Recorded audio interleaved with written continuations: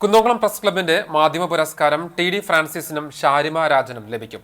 ഇക്കുറി മികച്ച പഞ്ചായത്ത് പ്രസിഡന്റിനെയും ജനപ്രതിനിധിയെയും കണ്ടെത്തി അവർക്ക് ആദരം കൂടി സംഘടിപ്പിച്ചതായി ഭാരവാഹികൾ വാർത്താസമ്മേളനത്തിൽ അറിയിച്ചു.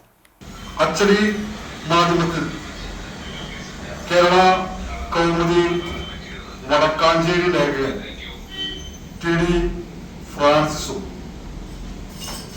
ദൃശ്യ മാധ്യമ വിഭാഗത്തിൽ കണ്ണൂർ വിഷൻ ചാനലിലെ ഷാരിക രാജനുമാണ് 2024 കുന്നംകുളം പ്രസ് ക്ലബിന്റെ പുരസ്കാരത്തിന് അർഹത നേടിയിട്ടുള്ളത്. 10,001 രൂപയും ഫലകവും പ്രശസ്തി പത്രവുമാണ് അവാർഡ് ജേതാക്കൾക്ക് നൽകുന്നത്.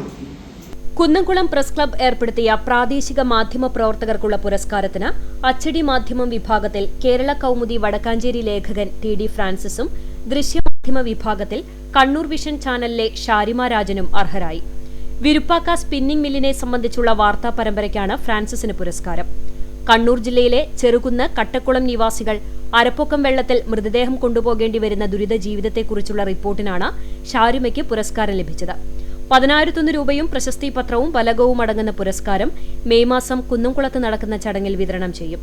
മാധ്യമ പുരസ്കാരത്തിനൊപ്പം തദ്ദേശഭരണ സ്ഥാപനങ്ങളിലെ മികച്ച പ്രസിഡന്റ്, മികച്ച ജനപ്രതിനിധി എന്നിവർക്കും ഈ വർഷം പുരസ്കാരം നൽകും. പ്രസ് ക്ലബ് പരിധിയിലെ തദ്ദേശ സ്ഥാപനങ്ങളിൽ നിന്നുള്ളവരെ പരിഗണിച്ച പുരസ്കാരത്തിന് മികച്ച പഞ്ചായത്ത് പ്രസിഡന്റായി കടവല്ലൂർ പഞ്ചായത്ത് പ്രസിഡന്റ് പി.ഐ. രാജേന്ദ്രൻ, മികച്ച ജനപ്രതിനിധിയായി കുന്നംകുളം നഗരസഭാ കൌൺസിലർ ലബീബ് ഹസൻ എന്നിവരും അർഹരായി.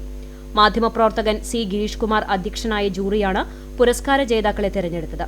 പ്രാദേശിക മാധ്യമ പ്രവർത്തകർക്ക് സംസ്ഥാനത്ത് ആദ്യമായി പുരസ്കാരം ഏർപ്പെടുത്തിയ കുന്നംകുളം പ്രസ് ക്ലബിന്റെ 20ാമത് മാധ്യമ പുരസ്കാരമാണ് ഫ്രാൻസിസിനും ഷാരിമയ്ക്കും വിതരണം ചെയ്യുന്നതെന്ന് പ്രസ് ക്ലബ് ഭാരവാഹികളായ ജോസ് മാളിയേക്കൽ, എം. മുഹമ്മദ് അജ്മൽ, മുകേഷ് കൊങ്ങണൂർ എന്നിവർ വാർത്താസമ്മേളനത്തിൽ അറിയിച്ചു.